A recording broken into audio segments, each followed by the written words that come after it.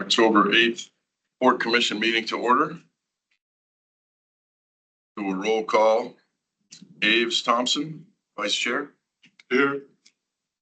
Peggy Rotan. Here. Chris Mancoolidge, Commissioner. Here. Nathan Betts, Commissioner. Here. Mike Robbins, Commissioner, is excused from this meeting. Simon Leshevsky. There's Not present. Commissioner Trainee. here. Stephanie Here. Kessler, Commissioner. Okay, we have a quorum. If everyone would please rise for the Pledge of Allegiance. Pledge allegiance To the flag of the United States of America, and to the republic for which it stands, one nation, under God, indivisible, with liberty and justice for all. Thank you. Except for the safety minute. I guess we don't have a safety person still. Well, yeah, we got a safety person. He's at another We're all meeting. safety people. So yeah, since I was safety and security for a while, I guess I'll step in to say that we'll start with this building. We're in like most security building that we can have here on the port, you know. And since next week is the great Alaska quake out, you know, you definitely want to understand and know about, you know, earthquakes as far as, you know, staying in place, getting under a table. As soon as the shaking stops, go to your nearest muster area. So everybody knows where the front stairwell is to this building. The rear stairwell, you just head straight towards the maintenance building or the CAC building over there. And that's where we'll muster and get a count of everybody that's on the port. And if we got to evacuate, we'll do that later. If we evacuate, checkpoint 1 is the main gate. The secondary gate would be going through J Bear, and we'll go and muster up and get the theater. So that's pretty much it for the safety minute. Thank you. Thank you. Ask anybody who's online to mute their microphone, please. Dylan? Yes, Commissioner Stephanie. Yes. Stephanie. I have a question. For those who were here during the 2019 quake, did you guys go to the muster points and do all of those things? Yes, we did. Good, okay. And plus they were on the dock, so it was a different standard. Right, no, you're not gonna stay on the, Correct. did you like? They followed skedaddle Cheryl. She was in the first place for the night. You ran out after. Oh, sorry. Yeah, Stewart just said, hey, I don't even think he said bye, you know. I was just thinking over there, you wouldn't want to hide under the table because you'd go out to sea Correct. under the table. Right, so you skedaddle out and then go to your muster point. Our challenge that day is it was fairly chilly It was very cold and it was dark. and the garage door got jammed shut. Fortunately, my RAV4 was on the dock, so we had the entire port staff in a dock. Chris? So I didn't even think about it until you brought this up when I was working down here November 18 when it happened. And the bridge was clogged up completely. Oh, the Maybe we bridge should was look at, terrible. If That was, there's something like that, we don't evacuate the bridge, we evacuate onto the base because there were just line of cars. Or you can take Ocean Dock Road. Under the bridge. Yeah, under the bridge, Ship Creek, or back towards town. Yeah. Yeah, you gotta think about all the things before it happens. Well, yeah, the tsunami's gonna be a ways away. So, I mean, you don't really need to get up the bridge. We'll have a 6-hour one. Being off the dock is probably good though. So to reiterate, the meeting is being recorded. As we proceed, if you have a comment, must be recognized by the chair, and please state your name so that when they're trying to do the minutes, they can identify who was speaking.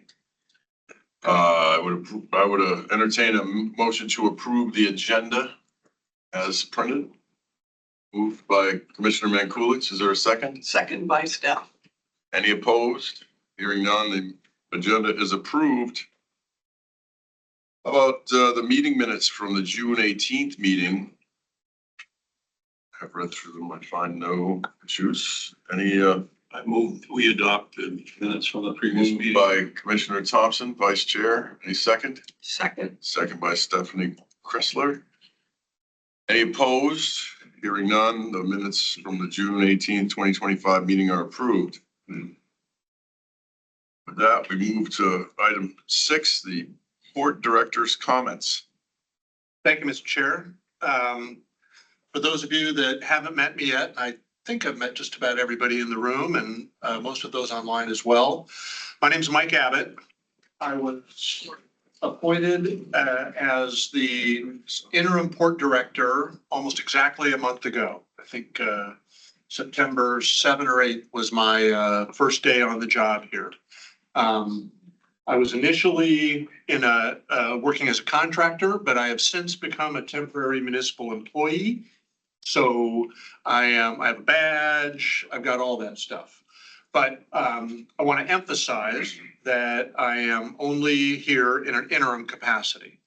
Just a little bit about my background. Many of you I've worked with in the past, but this is my third experience as a municipal employee. I was under Mayor Begich. I was the deputy city manager and then city manager between 2003 and 2009. And then I came back to the city again in 2015 under Mayor Berkowitz and was a city manager until the end of 2017. So, and then I left city service, since retired, but now I'm back in this temporary capacity. So I've spent a lot of time working on the port itself during my time as a city manager. The port director either reported to me or reported through me.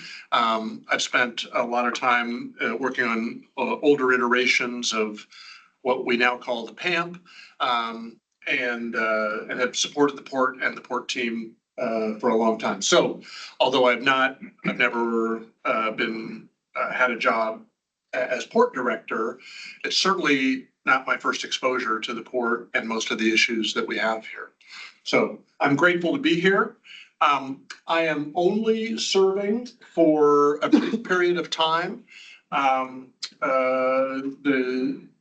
city leadership is actively recruiting and currently interviewing candidates to be the next port director.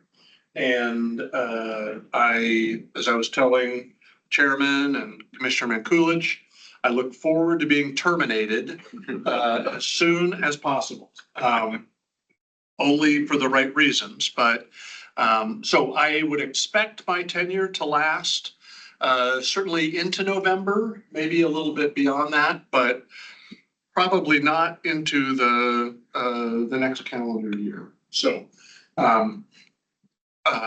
as I said, they're actively searching for the next port director. I'm confident that it'll be somebody brilliant and somebody that you'll be working with for a long time. So in the meantime, I'm here to support the team, Ronnie, Bill, John, Jim, Cheryl, and the rest of the squad here. If I didn't know it already, I know now that we are well served by the team that works here. The port director is an important job. I don't discount that. But in terms of the reliance on the port director for the day-to-day operations of the port, thankfully, that is really not the case. The port is going to run and run well, even during this period of a gap in there being a permanent port director. You should not be worried that me as an interim is really capable of screwing it up to the point where there's going to be an operational disruption. So be confident that that will continue forward. And in my brief time here, I've gained complete confidence in the senior leadership that was here before I got here and will hopefully be here long after I've left. So with that, Mr. Chairman, I'm available to answer any questions and or hand it off to the other team members that are here for more specific presentations. Are there any questions from the commissioners for the port director? Just okay.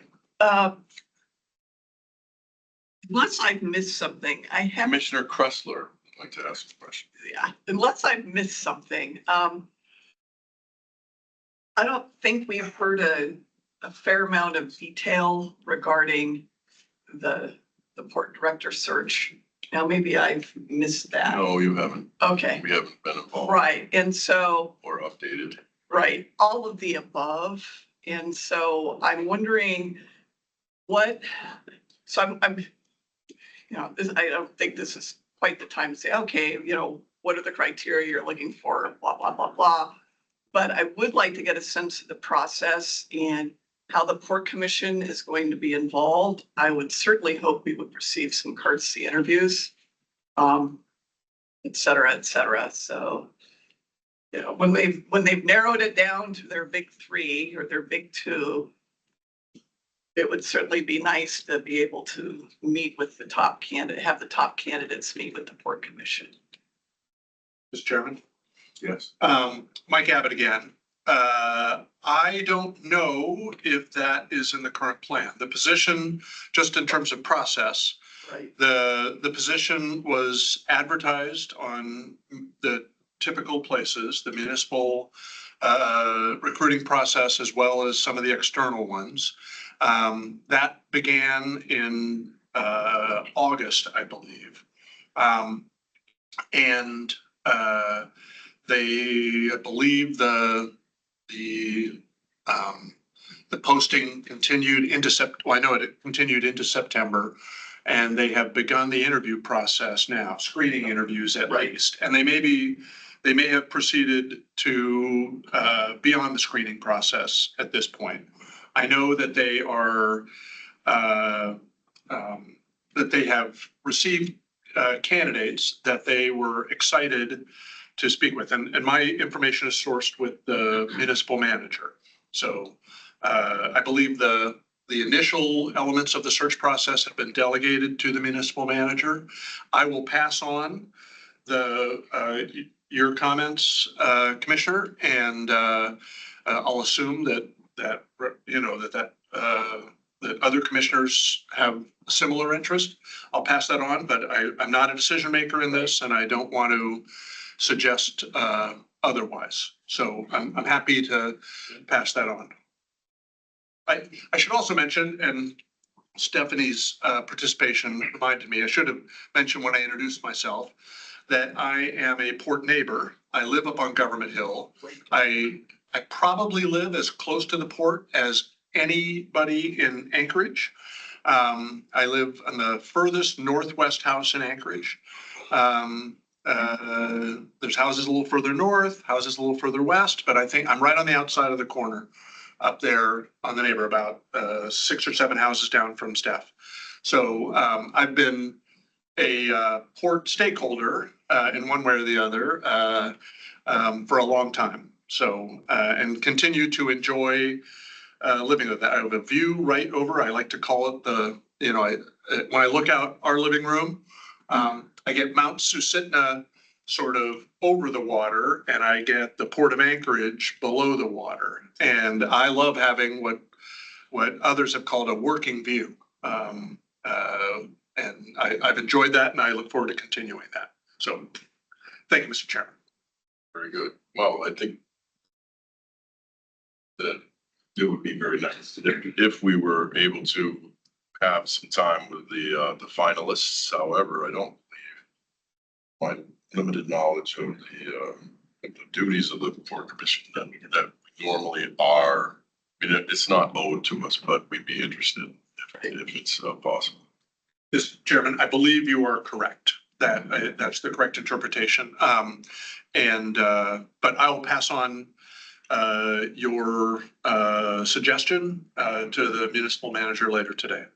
You mean Stephanie's suggestion? The commission's, I'm Thank you. gonna overinterpret that. And if I could just, oh, sorry, Aves, go ahead. Aves Thompson, might I ask for like a sense of the commission?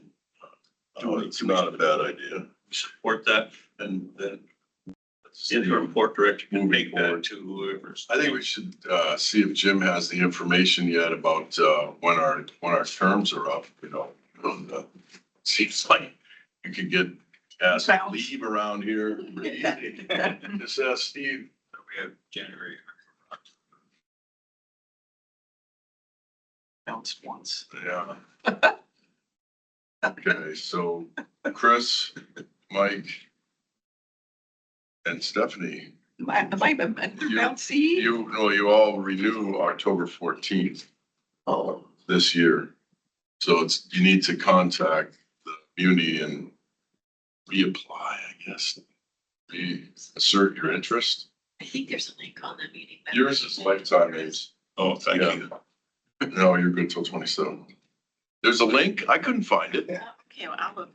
Would you send that to us? that would be nice to That'd be know. Great, because thank if you. I had, I think you have to, it's kind of hidden. You scroll down uni.org on the main page, you scroll all the way down where it's new featured meetings. And then when you click one of those tabs, it'll say apply for a boards or commission. I was unaware that we had to proactively. Oh, you do. You do because I had no idea. Steve used to go out of his way to say, hey, you're coming up. And Right, then sometimes he would say, you've been expired for 6 months. We need to do. Okay. right. No, I was unaware.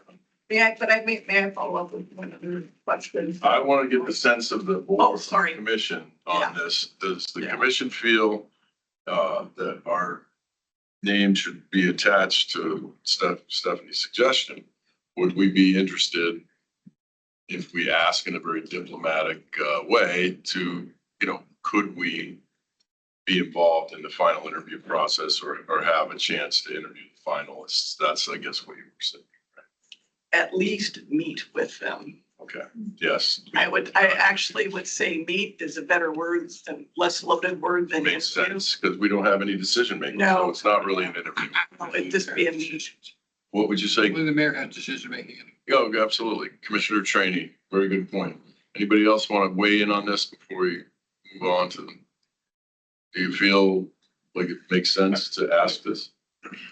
Commissioner Mankiewicz, I think if the current administration wants our input, sure, let us, but we really don't have any. No, and that's the way it should be couched. We understand that we are not required to be involved. However, if they would like us to be, we would very much like to be able to meet with the finalists if it's possible.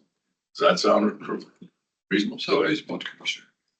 Pardon me? That sounds reasonable, Commissioner. Nathan? Yeah. Commissioner Betts? I feel like I'd be comfortable suggesting that if it would be helpful, I'd be willing to volunteer the time to participate in something like that. Okay. That seems to be the mood. Any opposed to? All right, Now I have follow up with my question to Mike. sure. Because it weighs in on this. I've been on other similar boards where the board or commission, but in this other case was a board who did not have hiring authority. And decisions were made and directors were appointed without the input from the board or even having the opportunity to meet with the director. And bad things happened. Now, I'm not saying that if they met with us, those bad things wouldn't have happened, but there's a lot of institutional knowledge within the Port Commission. And I think it would be very, very prudent to be able to, for the Port Commission to meet with, great would be the finalists, but even with, the final candidate, just the very least as a courtesy and a recognition of the experience that sits within the Port Commission. I think it's the appropriate. Couching it a little harder, but it's okay. Well, I don't believe we're gonna Right. draft a letter or anything. No, but We'll Mike leave it gets it. With Mike's. Mike gets it. Yeah. I think we've rubbed the hair off of that to the extent I'll required. pass it on, Mr. Chairman, and I'll make sure that any response from City Hall is shared with the commissioners. Appreciate that. Is there any other questions for interim port director Mike Abbott? I just want to say thanks for stepping in a time of need. Absolutely. Yes. You bet. Thank you. I'll mirror that. So let's move on to item 7, the staff reports, and we always start with operations and maintenance. Most riveting. That's right. That's right. Ronnie Poole, operations and maintenance. I'll go back to July. We had the joint military exercise, Arctic Edge. We hosted that in the back of the port, and that was very successful. And I think they want to do it again here with a different type of exercise involving the Army this time. All 5 cruise ships in and out with success. The next season, it'll be 7 cruise ships, with 4 being overnighters. And with T1 construction going on, more than likely, those cruise ships will be designated to T3. Ship Creek floats are pulled as of last night. Restrooms are closed for the season. Dredging going very well. We talked about that a little bit this morning. As far as the infill, we don't have a lot of as much material this year as we have had in the past. So we hope that continues through the winter. If not, we'll have our friends cooking and tugging barge ready for the prop washes. South Flow for the contractors, fire department, et cetera, maintenance boat. South Flow will be pulled by the end. The South Flow will be pulled by the first week of November. 4 cement ships this year. The last one is on the port right now, and is scheduled to leave at about October 21st. We're preparing the mindset for winter, and also not just the mindset, preparing equipment for the winter. We should be outside for 1 more year. And then my friend Bill here, that we've been supporting, will get us inside with the new sprung structure by this time next year. Maintenance staff, for the first time in a few years, we'll be whole. You know, got some real good candidates this time. I guess everybody to figure out now it's time to go back to work.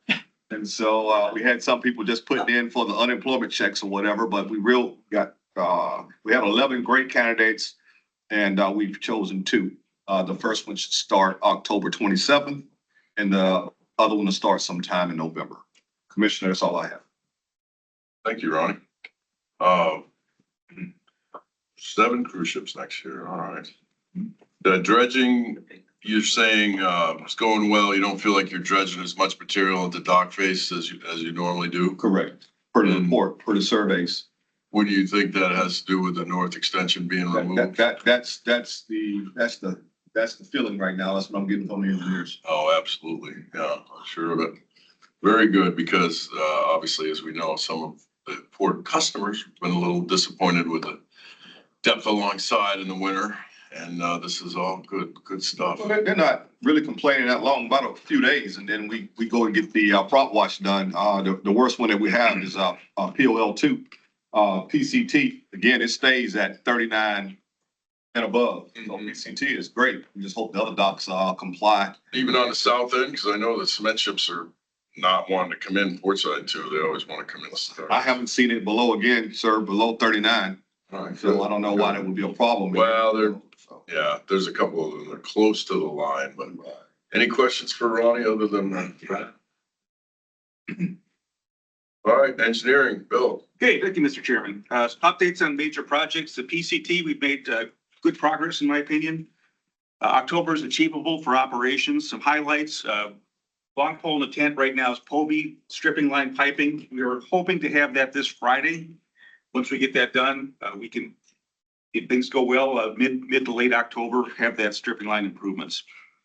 Bull rail is essentially complete. The gangway is complete. They're working on the stairs right now. I believe a delivery in October of the gangway with the stairs is achievable. And we're managing a number of other emergency requests as they come in, and we're meeting with the port users weekly to give updates. And I think that series of meetings is going well. As Ronnie mentioned, sprung structure is next project coming out on our list. We are designing the foundation now. I anticipate having an invitation to bid for the foundation and the erection of the structure, as well as the civil and grading improvements here starting in November. And depending on if we get the green light from our technical team, we could do cold weather concrete and potentially be building that this winter. If the thumbs down on that, it would be during the spring. Wharf improvements, we've had a lot of challenges with vendors falling off the wharf. So we are working on that on a case-by-case basis. We're working with important users to address their concerns. Longer term, we're working with leadership to establish a maintenance, 5-year maintenance program. We're asking for $2 million a year. That number may go up. That what $2 million buys 4 vendors and about 15 casings for pilings, plus inspections, et cetera. So that program is rolling out now, and we're working on a term contract model so we can be very responsive when something falls down. Manson intersection, Commissioner Mankulich had mentioned there's some bumpy rides there. We got a field design. The paving team took some liberties. They didn't do the entire intersection. If we want to get that entire intersection done, that's achievable next year, but we have made, I believe, improvements. And lastly, priority number 1 is getting the PCT going. We believe that'll be in the near term. The next longer term potential program is automating the petroleum yard. Basically, right now, everything is manual valve lineups. Any ports, you press a button and the valves automatically line themselves up. We're going to take the temperature of the port users to see if that's something we want to do or not. If it is, that could be a future project. And that's what I have from engineering, subject to your questions. Well, the obvious question to me is, when will the PCT move oil? Mr. Chairman, why don't you let me field that? Absolutely. So we're working with all the users right now to identify what the best near-term candidate is for that. The current best case scenario for that is late October or early November. Of this year. This year. Based on, I understand why you would ask that question, Commissioner. I'm sorry that that's the case, but based on this stripping yard issue that, That's a long pole in the tent. Bill Carlson, it's a long pole in the tent, Mr. Chairman. Right now, it's piping arriving at the port, and we think that could happen tomorrow, or excuse me, on Friday. so I asked this last meeting, and it's, that was in June, and we're now in October. And I was told that yes, but I mean, to my way of thinking, every time we run into an issue, almost every time, that involves the customers, the users' displeasure, it makes me wonder, have we presented this ahead of time? So they've seen the valve yard fix or the stripping line fix, and they've approved what we're gonna do if it actually happens, which I assume by October. You're saying, what is October? It is October. You're saying this is gonna be done by the end of the month or something, maybe? the work is underway right now. Okay, The users are aware of it. We're largely making these improvements at the direct request of the users. So we believe this will address one of the outstanding concerns. And there are a couple of others, gangways, bull rails, et cetera. Those are in process of being addressed as well. So I am cautiously optimistic that we will, as others have characterized, I can't take ownership for this, but we will put the P in PCT in the next 30-ish days. okay, go ahead. That's Commissioner Kessler. Yes. Sorry. It's okay. So again, I feel like I might have not been tracking something. So what I remember is we were testing and doing all of the stuff with the testing. And then what I can't remember is, did something go wrong with the testing? Something happened? That's when I might have been in Seward, called in and heard this. And so we had to go back and redo something. Is that correct? Yes, Commissioner, Bill Carlson, Port Engineer. There was what's called the API 1595 flush and soak test. Right, that test. And we had some bad test results. Right. And we analyzed what could have gone into those, and for the reasons which we think is just flushing additional fluids, we have passing test results now. So we had to flush 3 volumes, I believe it was, through each of the 6 lines. That testing is complete. Okay, good. I just was concerned that we would bump into that again. And I can't remember, was there something wrong with the test fluid that we ran through? Or was there? Bill Carlson, Yeah. that would be speculative. I Right. can suggest that it maybe additional flushing helped.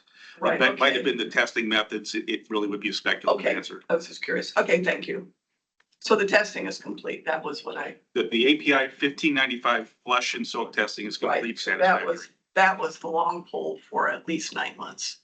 It was forever, But most recently, right? the users were unhappy with the stripping lineup. Yeah, It was overly complicated for them. right, that's right. So that's what we're fighting now. Right. Gangway is not absolutely necessary. Been working without a gangway forever on POL 1 and 2, using a man basket, but it'd be really nice to have a gangway. And obviously the bowl rail's a safety issue, so that's, but then 30 days, that's really good to hear. It'll be good to, at some point, hopefully in that window, notify the commission that fuel has been, is running across the dock. Oh, yeah. I feel like that deserves a ribbon cutting. Yeah, I think we In had a pipe. a ribbon cutting, but it was, yeah, it's a little Right. premature. We're Any not expecting questions? to celebrate Yeah, this part. Commissioner Mankulich. It's not a question, I just, one thing, Mr. Carlson, for the intersection in the Bull that is complete. The Mankulich Memorial pothole saving. Yeah, and it'll save a lot of that. There's gonna be a bronze plaque, I hear. Thank you, Mr. Irish. Anything else for engineering before we move on to John, who's not here? He's online, I think. No, actually, John is in, this is Jim Gager. John is at a Terminal 1 construction meeting today. So he's excused from this meeting and I have his notes to read. So I can give his report, yes. Okay. So going, This is Jim Jager, and the irony of Jim not introducing No, he himself. did. He said this is Jim Tager. Yeah. so on the North Extension Stabilization Program, project is near completion. Equipment is largely demobilized. They're basically going down the punch list to finish up items. Project closeout and budget and the change order reconciliation are all underway. We anticipate that they will be gone by the end of the month. The one other piece that's going on is we talked about the relieving platform for the ring crane when we did our tour earlier. It's technically part of NES. They are building the crane support that will be used for next spring's T1 project. So that's where we are on North Extension. Largely done. Remaining equipment should be gone by the end of the month. Terminal 1 construction. As I said, John is at a meeting today where all the contractors and various stakeholders are getting together and setting up for that project. Shop drawings and submittals are all underway. Large diameter piling is being fabricated as we speak down in Washington State. Port access, lay down yards, that sort of thing. We're still working out the details on exactly how the whole construction project is going to come out. Large mobilization and equipment and materials are expected to start arriving in early spring of 26. The Terminal 1 substation, this is the electrical project that's going to be powering Terminal 1. Preliminary design is underway. We're coordinating with Matson regarding the cranes and the details. And that work should also start next spring. Fenders. John is participating in the fender repairs. Fender repairs are underway on 4 fender frames out on the dock. These are for fenders that are being fixed right now. And we are in the process of figuring out what equipment we want to order so they're ready to go work next spring. POL 2 condition assessment. We have proposals for the condition from the various consultants. We received them on October 7th. They are expecting to start that work near the end of the year and should have the assessment complete early in 2026 so that we'll understand exactly what condition POL 2 is in right now. You may remember that when spring rolled around, we got under the dock this spring. There had been a significant loss of or new corrosion and other issues that were not previously seen. So we're inspecting, figuring out about that. Is the impressed current system working on POL2 finally? Bill Carlson, Port Engineer, Yeah. partially, there are some deficiencies we're looking at on one specific location. The majority of it is working, Mr. Chairman, but we're looking at, Because that will definitely slow down the corrosion. If I'm not mistaken, that berth was built in 91. that sounds right, Mr. Chairman, Bill Carlson. We are looking at expanding the POL2 improvement process to include 1 or 2 additional anodes to cover that lack of coverage. It just seems like we don't have any extra money to be building another dock. If we can fix the one we have, that's 30 years younger than the other dock we're replacing. Seems like the way to go. Sorry to interrupt, Jim, but that's near and dear to me. 'Cause we gotta have 2 Speaking people. of anodes, south floating dock, we were dredging the south floating dock 3 weeks ago, just 2 weeks ago. And in the process of dredging out for the south floating dock, we had an anode damaged, actually destroyed. So it has been removed from the water and we are in the process of figuring out who is going to pay for repairing that and how soon we can get that. That's John's report. So by the next meeting, we should have this POL2 condition assessment report. Depends on when your next meeting is, Mr. Chairman. You'll have it as soon as it is available. So, I wrote in my notes here, done by November. no, selected. Selected. Selected, oh yeah, The right. assessment won't be in until, we're tentatively planning on January. Selection. All right, so. And the assessment, January. Any questions for for Jim in place of, John? Hearing none, we can move on to the always exciting finance report. Yes. Cheryl. Right? If we didn't have money, we'd go nowhere. Money, right? Well, we have credit. We have credit. Cheryl. Oh, that's a good one.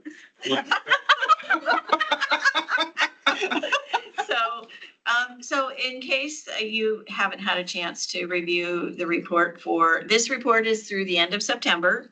So we have, all of our revenues are on track and performing quite well this year. We, expect to come in slightly over budget and, the budget for the commodities are always, based on previous year's estimate averages. So, we don't ever hit the mark exactly, but we're always happy to know that we've exceeded it. Right now, we're at 107% of our budget collected, and this is in September. But we typically do slow down in the last quarter of the year with the activity.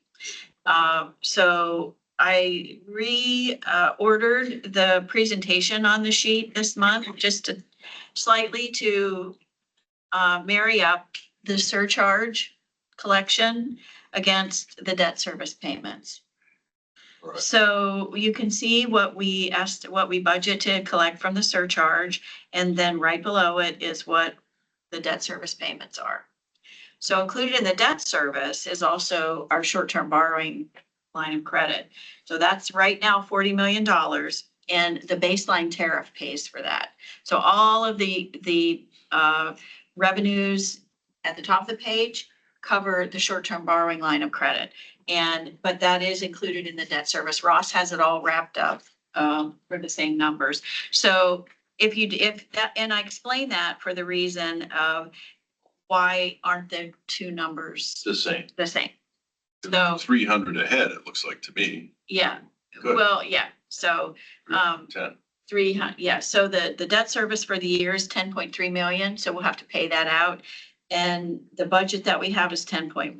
So, we're slightly behind on that, but that's the short-term borrowing line of credit difference between those two No, numbers. but I'm looking at the Oh, yeah. actual, Yeah. the surcharge actual 7.6 Yeah. and the debt service 7.3. Yes, you are correct. Right. Okay. So that's good news. I mean, so that means that the surcharge is working, and hopefully that presentation helps everyone see that easily and clearly, we're going in the right direction. The expenses are, tracking, summer is always a big expense time for us, for the maintenance guys and the repairs and the unexpected repairs. But, overall, we're, hanging in there. And I think we'll, by the end of October, we have a pretty good picture of expenses because all of the, work that's gone on in the summer, the invoices have come in, we've paid for everything. So at the next meeting, you'll see if what I said today is in fact true. Okay, so any questions on the numbers?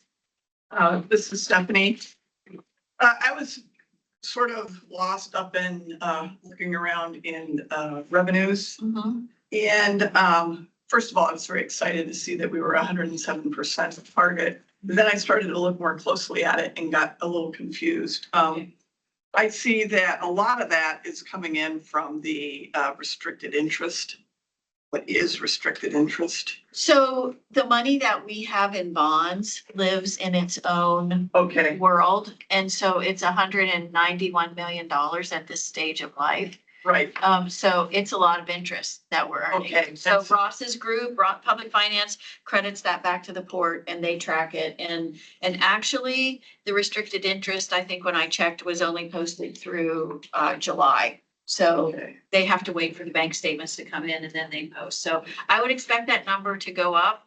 And that's pretty much why we didn't budget for that. Because Ross's group is responsible for budgeting and you really don't know. So Right. it sticks out like a sore thumb. Yeah, I get that. So, Well, and it's why the total is 107%, whereas if you Right. pulled that out, we would be much lower. right. Well, we probably would be fairly on track. You can see a lot Right. of the lease Yeah. revenues are, firm and we know that we'll make 100% of those and, Yeah. dockage and work. Right, So, it's yeah. just that, right, and we're just still building towards the end of the year, so. That's correct. Okay, what did you sell? MOA property sales, what did you sell? An old grader. Grader. A grader and some forks. Commissioner Thomas, Mr. Chairman, why is this called, it's Abe Thompson, why is this called restricted interest? Is there a restriction on its use or? So they call it restricted interest because it's identified specifically from bond investments. So that's the term the municipality uses. It's not restricted in its terms of use as to, it'll go to port equity and live there.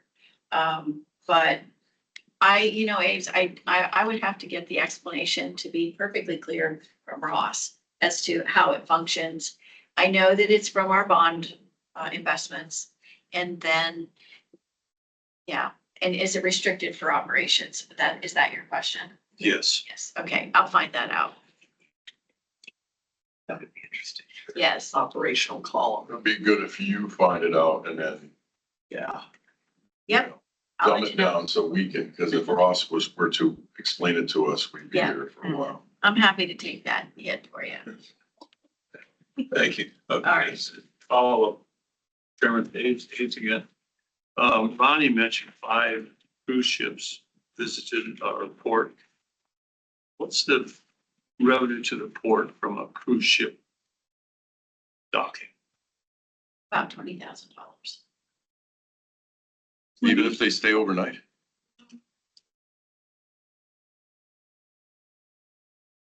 Fairly, I think they're all around, sometimes they're 9 to 10, and then the highest one we had was around 18. But That I might can be check. worth looking at Yeah. a tariff, because if they're staying overnight, It's more money if they stand up with that. I would hope so. Right, well, the dockage is, Go by yeah, 12 it is. hours, yes. Yeah. But yeah, I can find that out. I can. It says Rather than- wharfage, bulk, dry, and liquid, but then there's in general, but there's no wharfage for cruise ships on this. Well, the wharfage is a commodity Just driven. under dockage or? So it would be under dockage, right? Right. So dockage and then equipment rentals,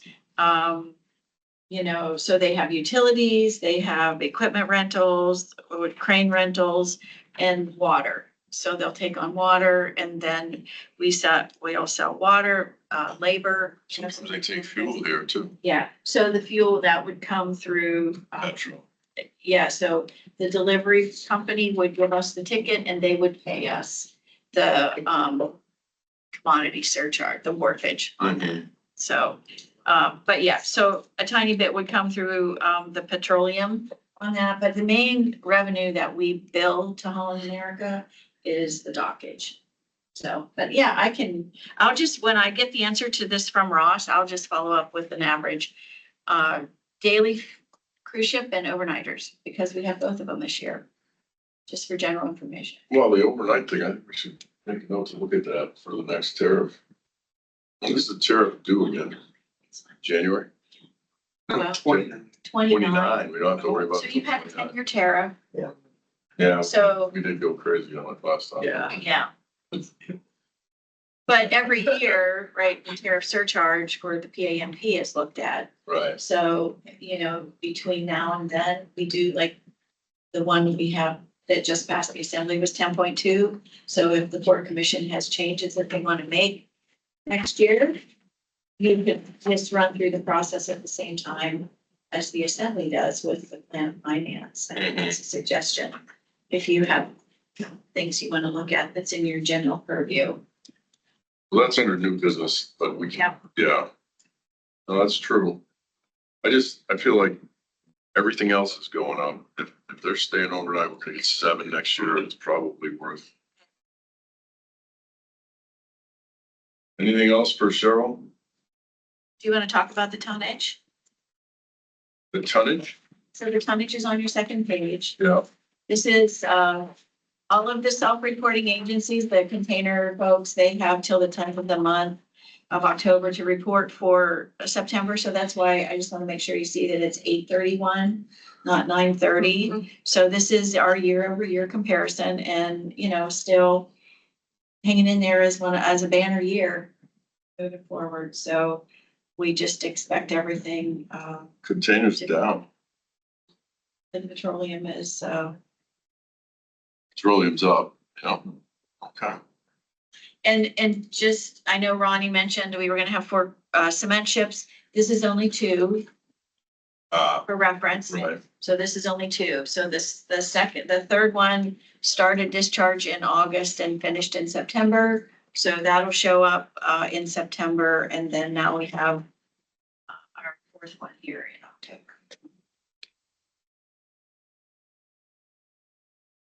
They do. Yeah. Mr. Chair. Yes, Nathan. Yeah, this is Nathaniel Metza, and just curious if we have any insight into why the petroleum volume is increasing or what's driving that. So I think I don't have a scientific answer to say like it's due to this amount, the petroleum volume is all, based on need and contracts that petroleum users have and, their ability to bring the fuel in at this time versus this time. And so sometimes there's timing involved for those companies. Other times it's, an increased business. So we don't really know exactly why. We're just happy. It's actually decreased.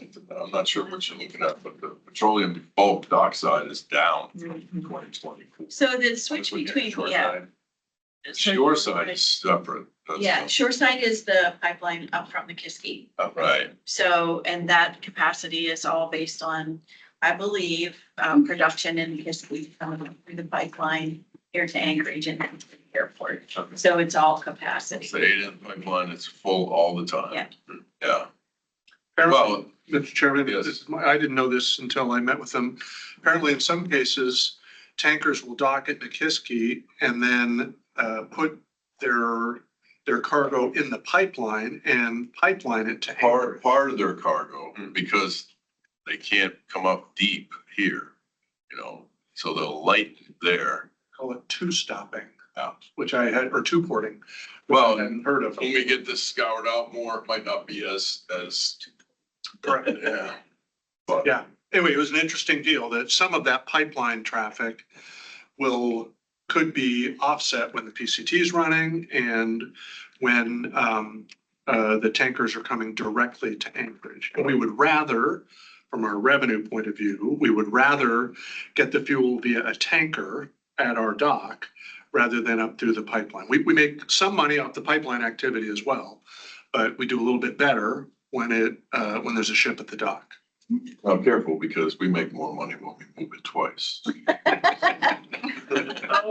You're, that's a different weed. I'm saying, me. That's your cap. Appreciate the insight. Sure. Anything else on the financial side before we move on to the always riveting programs, policy, security, grants, power generation? Everything. Mr. Yeager. Okay, Mr. Jaeger. So the grant front, right after the meeting that we had, our last meeting, grant notice of funding opportunities came out. The big one that we normally go after is PIDP, that's Port Infrastructure Development Program. We did submit a relatively small $4.7 million grant request. Remember, this is a 60-40 match. To design the new petroleum terminal. This was actually a strategic move in that by getting this program going early, it brings MARAD into the equation sooner so that they will participate in permitting and hopefully simplify our permitting process. It also gives them buy-in on the dock if they're in on planning it, so that we're more likely to get substantial funds to actually construct it. So that's that grant went in September, and we don't expect to hear anything before January at the earliest. US DOT Protect grants, that's promoting resilient operations and transformative, efficient, and cost-saving transportation. I know you all knew that, right? Yeah. That grant application that you may remember we were talking about using that to go with some alternative fuel infrastructure. That grant is still frozen. EPA Clean Ports Grant, we are moving forward with that. That was a $1.9 million grant we got late last year or early last year, or early this year. And we're moving forward with that program. Port Security Grant did open up. It was open for all of 2 weeks. We decided not to go after it. It strategically didn't make sense for us. Defense Community Infrastructure Program grant opened up and we did not get it. The congressionally delegated or the congressionally designated spending request with Congressman Begich, we asked for $5 million to support our T1 electrical infrastructure. That decision is pending. And right now we are teeing up a U.S. Marine Highway Program grant application that we're expecting to see in January to potentially buy a docksider that could cut our cement offload time in half and reduce some pressure on the PCT. So that's where we are with grants. Any questions on that? Security and cyber security. We passed our annual Coast Guard inspection 2 weeks ago, and got through with no check marks. So we took that as a good thing. Our access control and related security system upgrades, that grant closed out in August. We are still proceeding with some of the final installation, hoping to have most of that wrapped up by the end of the year. The thing that most of you will notice is the scanners at the front gate still aren't functional. Our plan is to have those functional before it gets cold so that we don't have frozen cars. But we should have most of that project wrapped up by the end of the year. Our port microgrid and battery project has finally gotten through purchasing. We have a selected contractor and we are waiting for permission to start negotiating that today, tomorrow. So we're finally getting that project going. Final one is the port power consultant or energy services consultant running our EPA and other things. We have a selected consultant and we anticipate that the assembly will approve that contract on the 21st. October. So that's where we are. I think that's really what I got.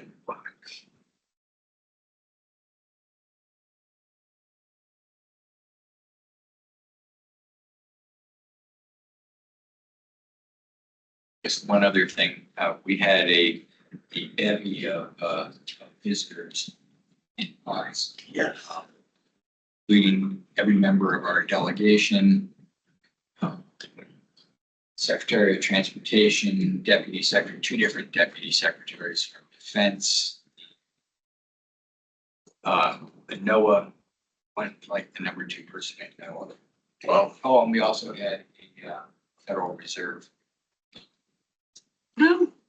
Money. I hope you issued them all a hammer with a point on the end and get it down back on the pilots. What, Russ? I know that the, Good watch. well, I heard we didn't punch a hole in it. I know the congressional delegation is aware of the issues that we have, but it's good to see other people are coming, checking this out. Anything more on annexing Government Hill for more property here at the port? That would be good. Yeah. So any questions for programs, policy and security before we move on to older business? Hearing none, the expansion project litigation. Mr. Chairman, Yes, Mike Abbott, I can give you a report on this. You probably recall that at one of your last meetings, you were briefed on the municipality's successful litigation at the U.S. Court of Claims, whereby we were awarded $367 million as our claim against the federal government for the failed port expansion improvement project. That the federal government lost, obviously, and they appealed that decision and they won on appeal. And that award was dropped from 367 to about 15 or 16 million dollars. And the case was then remanded back to the Court of Claims. And that's where we are right now. We have briefed the Court of Claims on with a different approach to damages.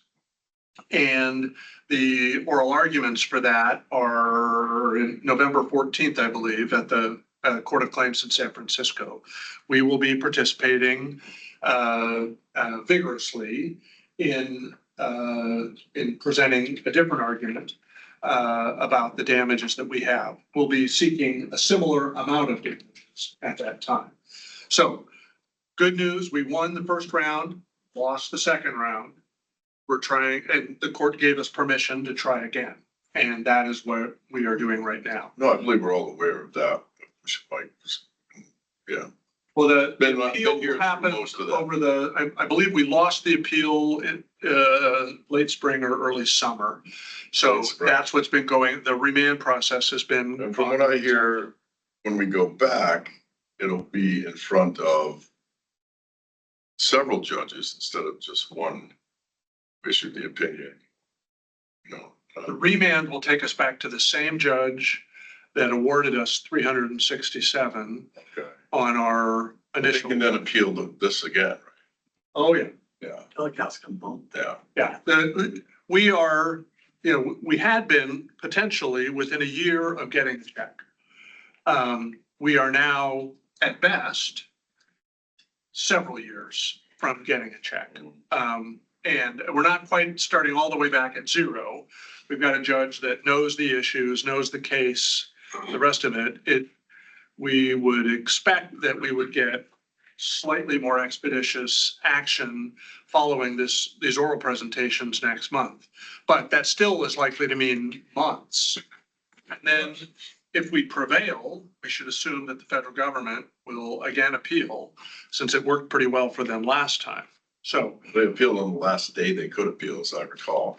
they, as is not atypical, they, Well, it's the I think government. they had 30 days or something to appeal, and they did it on day, or it might have been 90, and they did it on, the penultimate day. So the legal services and the financial report will we expect to see that go to the actual budget number then probably.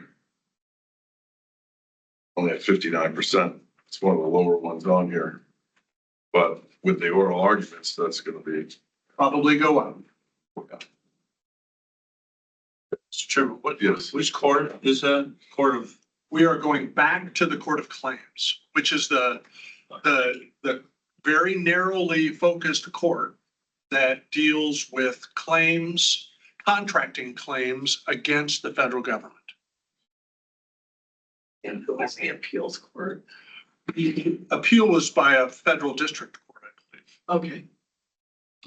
oral arguments are. November 14th.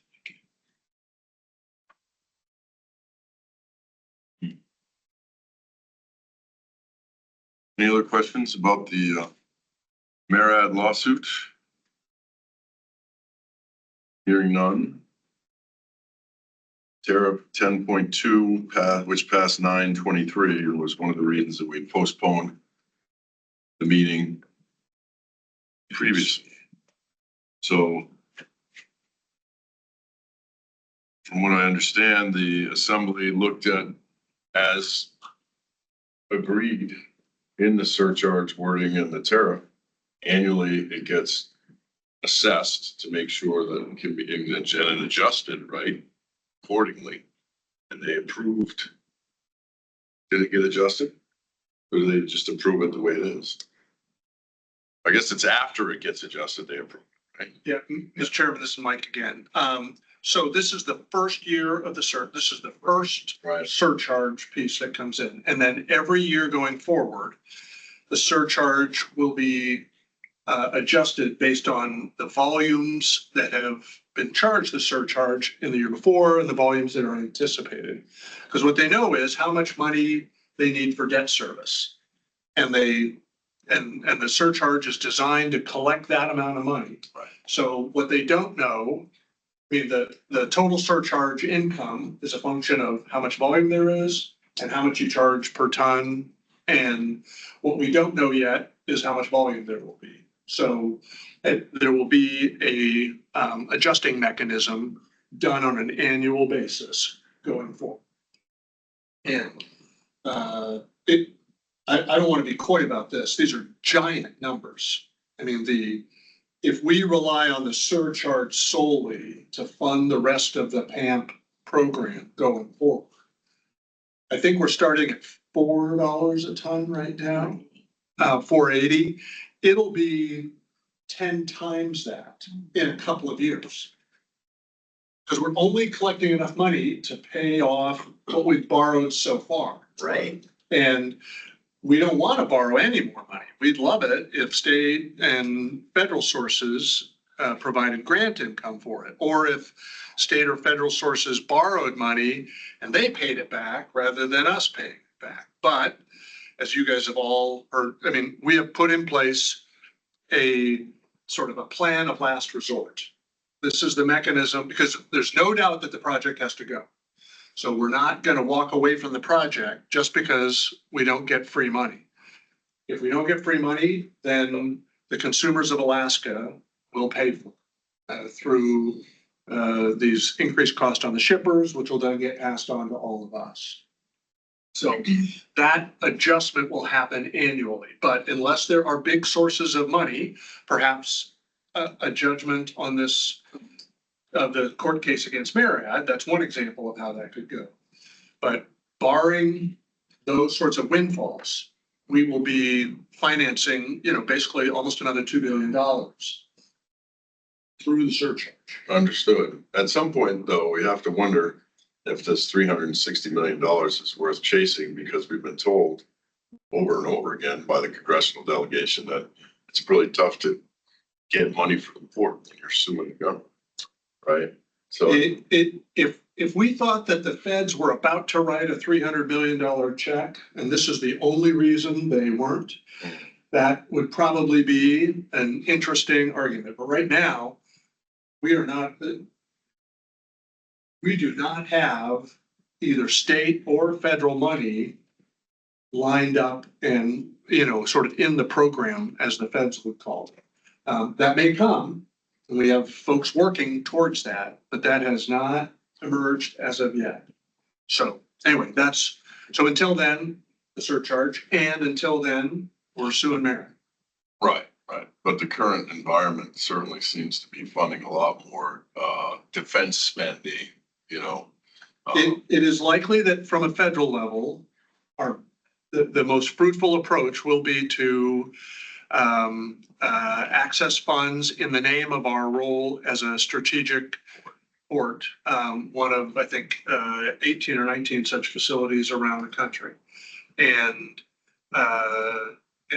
you know, those ports, those other 17 ports are in places that have their own senators and their own congressmen. And so there may be, through a process, you're not going to be surprised to hear this. It's, you know, the money is not just going to come to Alaska.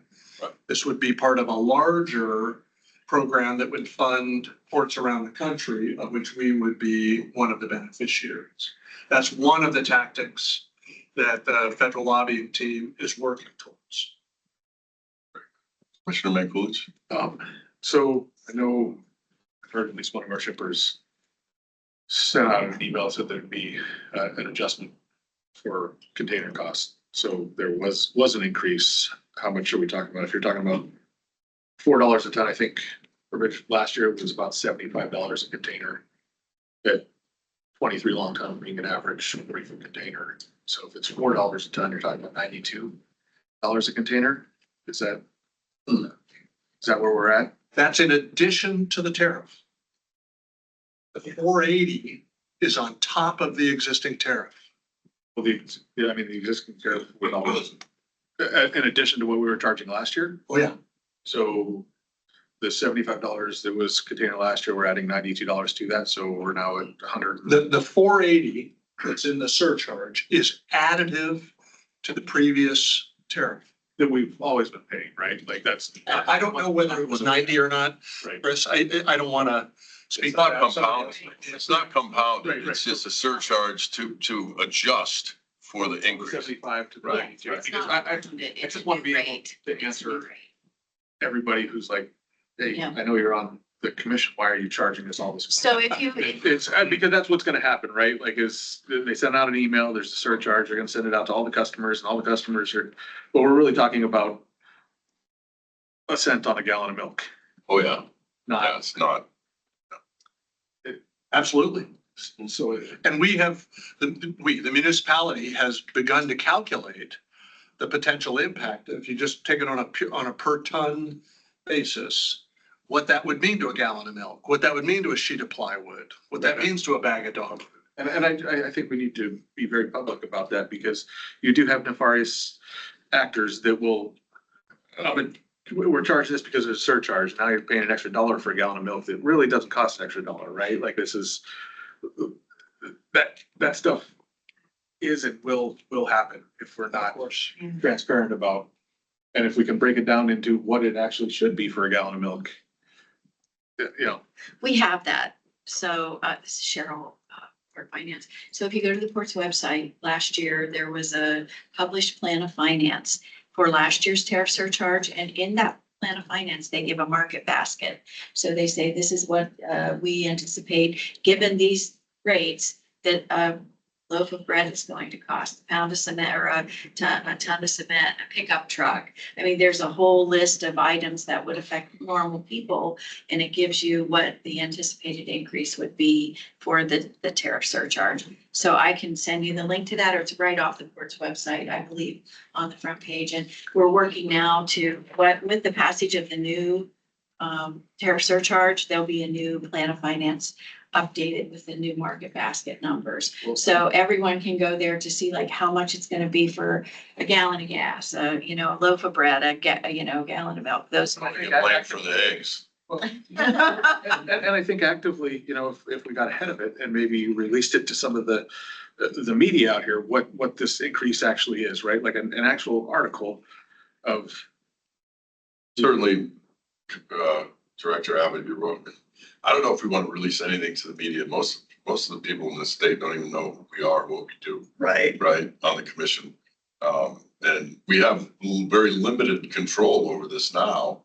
since the assembly took it out of our hands. In the We've been annual- subject for But, it. We've been to subject. yeah, exactly. So let's leave, you know, you can tell them to talk to the assembly, but, or give them, I mean, I bet you can go on the website and print out something that's a single page. Here it is. That's how much more you're paying.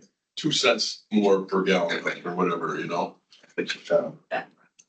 Director Abbott. So just by clarity, we don't know how much the cost of milk is going to go up as a result of this. This is what we're extrapolating. We charge the people that bring the containers in, or the petroleum, or the cement. And then they decide, Matson and Tote on the container side, they decide how much their rates go up. How much of it they eat, how much of it they charge, whether they charge more than what they really, I mean, all of that is a commercial term that we have no insight into. We never likely will. So when we say a gallon of milk is gonna be 8 cents more expensive because of the tonnage, that's a guess. That's just a gallon of milk weighs 8 pounds. 8 pounds costs X more dollars or cents, and therefore the cost of that goes up that much. The cost of milk could go down for all we know because of other factors. So we are putting that information out there. And then the second thing is, we would love the media to report this. We are trying to get the media to talk more about this.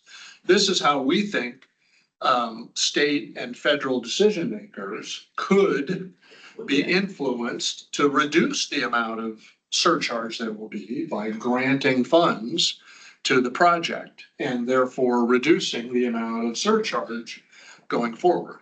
So we're not hiding anything. If we thought a press release would make a difference, we'd send 8 of them, you know, but we'd be on it tomorrow. We have done several back when the assembly was considering. All of this information is not just public, but is promoted.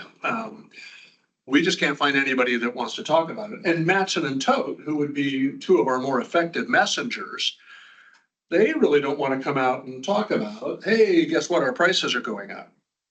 They've got, I mean, because they've got their own competitive, internal, commercial decision-making processes. Right. And, you know, they are unlikely to share, you know, what that looks like. And while they're making their pricing decisions and competing for Safeway's business or Costco's business or Walmart's, Freddy's. It just seems like, you know, in the court of public opinion, ignorance likes to talk, right? Like, I mean, it just, Well, and really what we need to do is get the dock bill. I think that's, so. Couldn't agree more. Anything else on the tariff surcharge? I don't think we have a mechanism for people to sign up for public comment. Would anybody online like to make public comment since we have no public here in the conference room? If you'd like to make public comment, just unmute or raise your hand.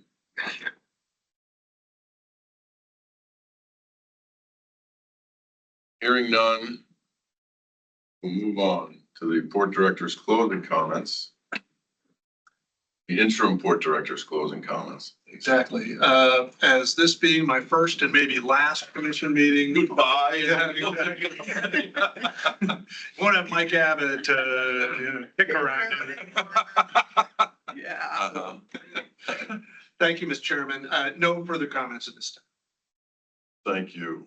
I would open the commissioner comments by just saying thank you, as Nathaniel did earlier. Thank you for stepping up, Mike, and filling the gap, as it were, in the meantime. And good luck to you as time goes forward. That's really all I have. How about you, Waves? I have nothing to comment about today. This was a good meeting. Commissioner Training? It's good to see you again, Mike. Just keep you here for a while.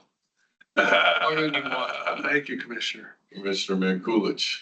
Thank you to all staff involved in fixing the intersection up and everything you guys do. Thank you. Commissioner Rotan? Thanks for all the work. Commissioner Betts? Yeah, I just echo that. Thanks to the port team for the continued operational excellence. Commissioner Kessler? Ta-da. Good meeting. Bill, I particularly appreciated your updates. Really rock solid. Thank you. As was everybody else's. But yeah, good stuff. So the next meeting date is something that, Oh, we always have trouble with, especially this time of year, because, I mean, obviously, we don't want to do anything in November. We're not gonna meet every month, but, that means it's December, and December is always. Uh,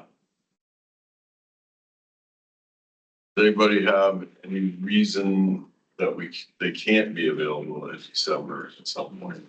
I would vote early December, like the first week in December. Actually, yeah.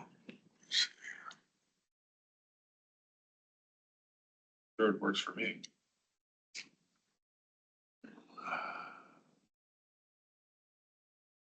Use the third. December into one. Right? Well, it's early enough in December that We should hopefully, all still be here somewhere. well, Simon's not here, so he doesn't get a vote. Third is good for me. You're okay with the Yep. third? Yeah, Chris? Third? How about the port staff? Any issues with the third? You guys are gonna actually be working. We live to serve, Mr. Chairman. You might be, But you might be gone, yeah. You won't be doing that. It's easy for me to volunteer the port. Heck, you could, Uh, you guys should meet every Wednesday, starting in December. All right, we're commissioned on this, not the seventh. So we'll move forward with the third, Mr. Chairman. I think that makes sense. Nobody seems to be arguing that one, so let's call it the third. I'm down. Excellent. Anything else before I would entertain a motion to adjourn unless there's anything else? No? Second. All right, motion from Commissioner Van Kulich and seconded by Commissioner Training to adjourn. All in favor? Meeting is closed. Thank you, everyone. Thank you. Thank you. Anybody didn't get a chance to look at this, Dick, you're done, January 24th. And it says needs proxy. I don't know what that means. I don't know, I know this doesn't involve me mandatory weekends, I live outside of Borough, Well, we're only allowed to have one or two outside the borough. allowed to have two. Yeah.